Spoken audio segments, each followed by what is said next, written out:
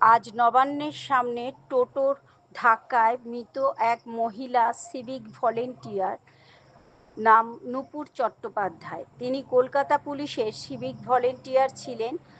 আজ দুপুর নাগাদ তিনি যখন নবান্নের সামনে উপান্ন ফলের কাছে ডিউটি শেষ করে রাস্তা দিয়ে হেঁটে যাচ্ছিলেন, সেই সময় একটি বেপরোয়া টোটো তাকে পিছন দিকে ধাক্কা মারে এবং সেই ধাক্কায় ছিটকে পড়ে দেয়ালে ধাক্কা লাগে এবং মাথায় গুরুতর আঘাত পেয়ে রক্তাক্ত অবস্থায় একটি বেসরকারি নার্সিংহোমে ভর্তি করা হয়।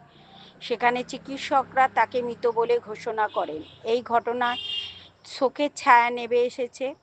হাওড়া সিটি পুলিশের কমিশনার প্রবীণ কুমার ত্রিপাঠী সহ কলকাতার পুলিশেরা তদন্ত নেমেছেন। শিবপুর থানায় টোটো চালককে গ্রেপ্তার করা হয়েছে। ঘন্টু গোপাল মণ্ডলের রিপোর্ট, জিএম নিউজ, হাওড়া।